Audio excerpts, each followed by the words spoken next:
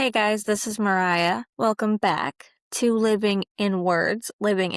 Today's episode is going to be a little bit more intense. Like I had said in the intro episode, some episodes will be crazy. And life just so happens to work out in a funny way where the first episode I ever record might also be the craziest one I will ever do. So bear with me because I might cry. I might stop talking. Bear with me. I'm going to try really hard to keep it together, even though I'm really not together at all right now. But with that being said, today my story ended without a proper ending. So I don't really want to elaborate on what that means. If you know me, you know what it means. But let's just say I got an unfair ending disguised disclosure. And it was supposed to be relief, but it was not. Because you can't talk to ghosts. You can't confront ghosts. I mean, I'm sure you can, but you look silly talking to the air. Anyway, so this episode is really going to dig deep into the girl I was many years ago. And we are going to fully unleash, fully tell the story that I have had a very hard time saying for a long time and putting out there. And we're just going to reclaim our power because we can now. Because our nervous system is finally saying you can rest. You can tell your story and not worry about anything or anyone getting hurt or anything happening. Imagine, bear with me because I really might cry. Imagine being 19 and your parents being freshly divorced. Your mom is gone and your dad is helpless. He's in a wheelchair.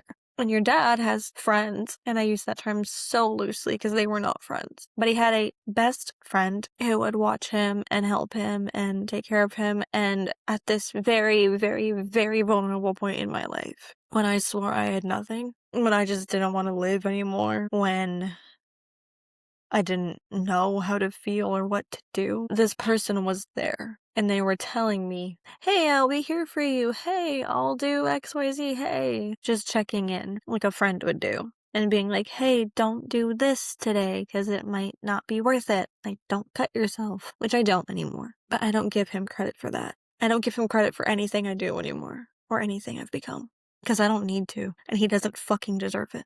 And he never will. But I digress. I was 19, and I was held down on my bedroom, in my bed, frozen, because it was either freeze or fight.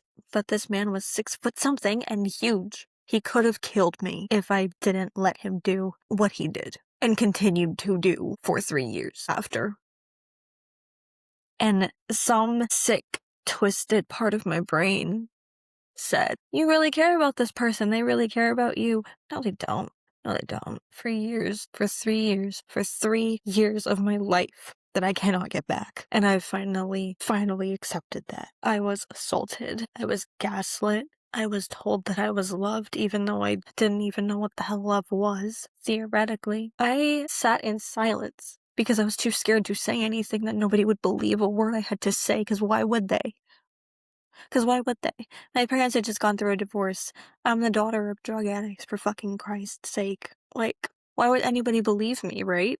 Wrong. So wrong. I carried silence for years, and even after everything stopped, I kept doing it.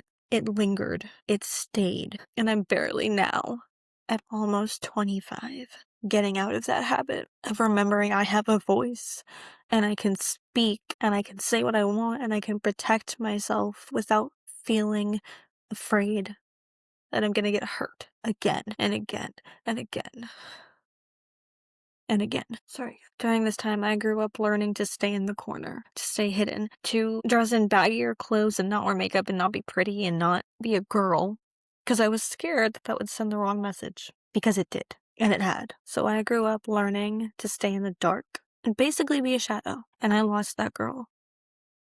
And I cannot begin to tell you how angry I am at that. And I know my therapist says you can't be angry at yourself because you didn't know. And logically, I understand that. Mentally, I understand that. Emotionally, though, it does not change the fact that years of my life are gone. And I had to relearn. And I am still relearning how to love myself and how to care for myself and how to actually let myself live without being in survival mode all the damn time. Without having to turn around every time I hear a door slam or every time I hear someone behind me. That hypervigilance does not go away. It gets better, but it does not go away. It just doesn't. Every time I would see him after I left the situation, because I did, because I said goodbye, I cannot be in this environment because I'm gonna die. I'm gonna end up dead, or I'm gonna hurt someone or myself, because God knows I would have been close so many times, and nobody knows that because I don't talk about it. I don't sit there and talk about how I sat against the door and thought that it would be so easy to just kill myself, because I don't want to hurt anymore, because then I wouldn't feel anymore, because then I would finally have control of my own body in death, after death, when I die. Every time I would see him, when I would be out, my heart would elevate, my heartbeat would elevate. I would go into a state of panic. I could not see this man because my body said no. There were warning signals. And somehow, after all of this time, years and years and years and years later, I mean, I feel for him. I do. And I hate it because I don't want to. He doesn't deserve anything. But me, as a person, I don't know how to be angry. I've spent so much time being angry and numb and upset that I don't know how to be anything else. I just don't know. Am I happy when I'm happy? Yes. But I can't explain it. I can't explain the feeling of happiness like I can explain the feeling of weight sitting on your chest, of the world crushing your shoulders, of your body feeling like it's about to cave in every single second you're somewhere you're not supposed to be. Anyway, I'm sorry. Give me a minute. It is normal to feel grief and anger and sadness and rage and all of these feelings that you feel. And it's even more okay to sit and talk to a camera and vent. What it's not okay to do is hold them in. So if you're in this situation and you feel these feelings, you are not alone. You are not crazy. Your body is in survival mode and it is okay. Personally, if you can't hear, I'm a little shocked. I'm a little bit angry that I don't get to confront this man in the street and fistfight him, even though I know I'd probably lose. I'm angry I don't get the justice I think I deserve, rightfully so. But I'm also upset because he had a family. And I know you're probably thinking, Mariah, he's gone. You should feel relieved. There should be closure. No, if anything, it confuses me more, honestly, truthfully, bluntly. I'm learning to trust myself again, and I'm learning to finally acknowledge the warning signs, but not let myself get to a point where I am re-traumatizing myself every single day. Because that already happened to me once, I don't owe it to myself to traumatize myself more. I don't owe it to myself to sit there and have to turn around every time I hear a noise, or flinch every time I hear a scream, or jump every time someone touches me that I know would never hurt me. Anyway, after years of me being quiet and silent and just losing my mind and only having my friends to talk to, and I love them for that. I love them for letting me rant and vent, and I love them for watching this if they're watching, because they see this every day. They see the real, unfiltered, traumatized, angry, upset girl that is still in here. That is still in my heart, and they still know I still grieve that girl that I used to be. But I have to remember that who I am at 19 and who I am now, just a few short months away from being 25, is totally different.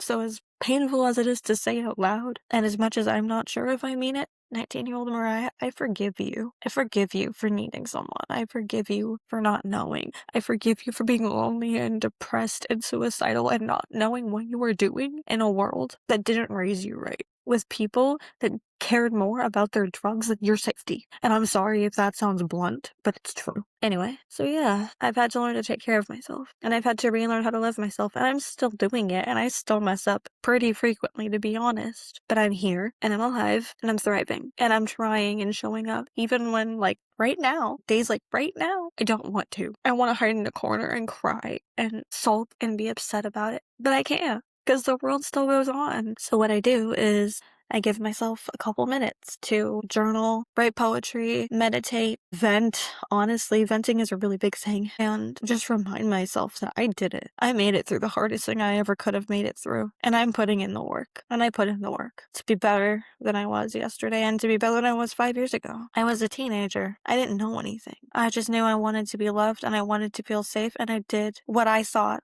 was right at the time by staying in the environment that I was in that had got me assaulted and groomed, and honestly made me have just the slightest amount of feelings for someone that I swear to God I never would. But you see, I don't feel guilty about that anymore. I cared about him. I really did. I don't anymore. He makes me angry now, and I would never, ever, ever wish this on anyone. But I didn't know. I had no idea. I just knew I needed to stay alive, and he just happened to make that a little bit easier at the time before he started to hurt me. Because it didn't happen all at once. It happened in waves, and it happened slowly. He was smart.